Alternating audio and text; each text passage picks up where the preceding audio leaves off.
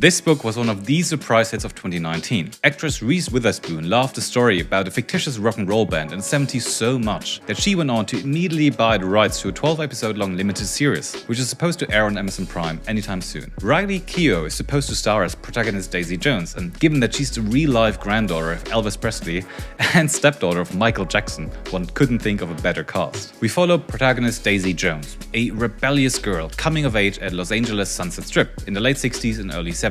She starts living the sex, drugs and rock and roll lifestyle of her idols from very early on in life, and one day gets a chance to become a band member of a rock and roll group called The Six. What follows are years of unhinged access, of concerts around the country, photo shoots for Rolling Stone, and all the sex, drugs and rock and roll that Daisy always dreamed about, until the band infamously and mysteriously breaks apart one day. This book then wants to get to the bottom of what really happened. This was the first audiobook I ever listened to, as it just seemed like a prime candidate to get started. The book is written in an interview format, where the author lets the characters speak for themselves, and with different actors portraying the different characters, the story therefore really came alive in the audio version. Although the author uses a lot of stereotypes and tropes of the rock and roll scene to paint her characters, they are distinctly different from each other and yet very much fragments of that time period. For me though, the book missed an ultimate antagonist. Especially Daisy Jones herself is too flawless. She doesn't seem to have any weakness that could be her ultimate fate. Sure, she's a drug addict, but apparently is coping really well with it, so it's weirdly more a blessing than a curse for her.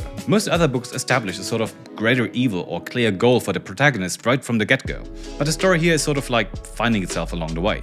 Luckily, the author establishes from very early on that the band will eventually break up, and that's what ultimately keeps the reader hooked. That being said, I really like the way the book was written. The interview format makes these characters really come alive, as they talk in the book the same way they would talk in real life, and sometimes even finish off each other's sentences like a real conversation. The author knows how to pace a story and how to stick the landing, as all character arcs find somewhat of a conclusion. For me, Daisy Jones and the Six is the perfect example of a 4-star book. It's not a reinvention of the wheel, so to speak, but it knows exactly what kind of feeling it wants to transport and manages to do just that really well.